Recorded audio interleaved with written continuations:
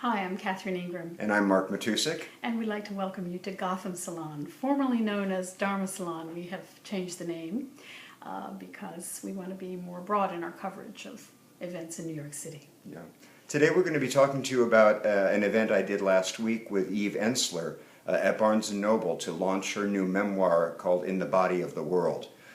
This is an extraordinary book. It's a testimony of her time healing, being diagnosed with uterine cancer, and then healing from cancer.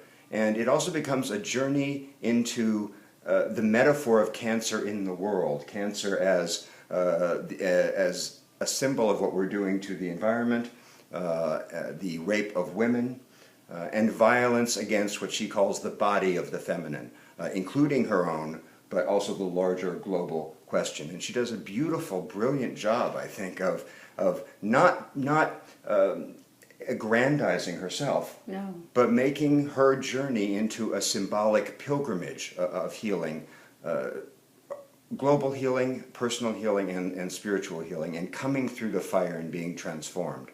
I loved that event at Barnes & Noble. You were the interviewer on the stage with her for this book launch. I was struck. I hadn't heard her speak before in any public way, and I was struck with how distilled her expressions, her concepts, her ideas, and I sensed that given the hell she's been through, given the hell she has witnessed in the Congo, where she's been doing that fabulous work, that it's almost like she is just speaking these one-liners that are a summation of really like a lifetime of insight. I was really impressed by that, both watching her speak and then I read the book in one day, the book In the Body of the World. It's excellent. It's a fantastic book. And the thing about Eve is she's always coming from her core. She can only ever speak from that very direct and passionate experiential place. And this is the most revealing she's ever been in a book before. Now, you've been friends with her a long time.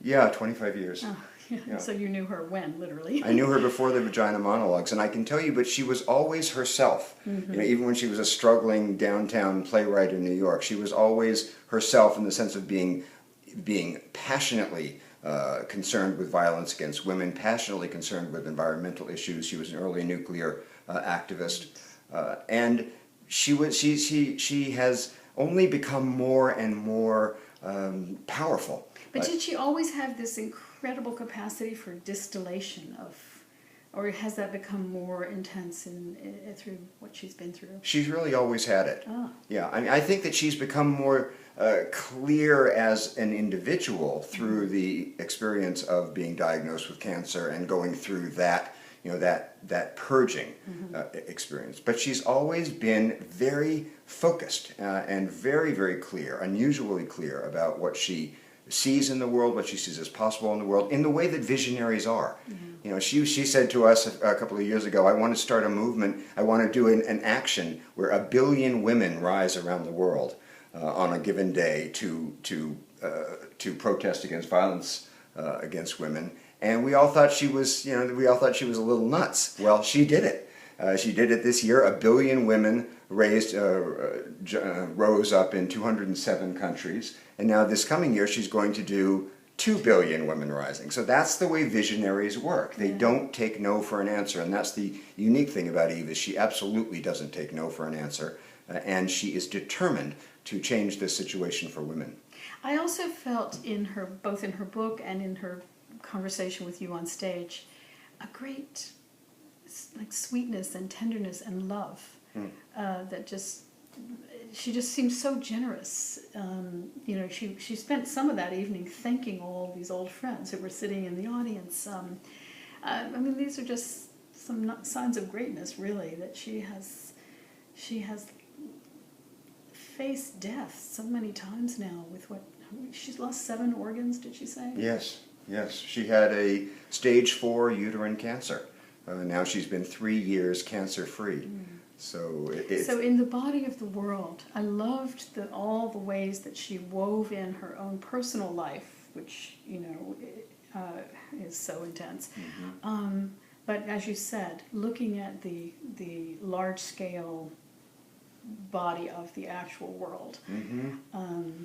Very, very sensitively and insightfully done. Yeah, absolutely beautiful. And she also had brilliant editing on this book, which always helps. And it's getting rave reviews. And I hope, to my mind, it's sort of an instant classic. There's nothing like it. It's the mirror image of Susan Sontag's Illness as Metaphor. Yeah. And only seeing spirituality and seeing connection where Susan Sontag did not. Did not, yeah. And, excellent. Yeah, that's a great point. Yeah, yeah, it's a beautiful book. Yeah. And I'm proud of it. I read it in a day. I read it in one day. I couldn't stop reading it. Yeah. Yeah. So get yourself a copy, and I think you'll be very, very moved by this wonderful piece of work. Thank you. We'll see you next time. See you.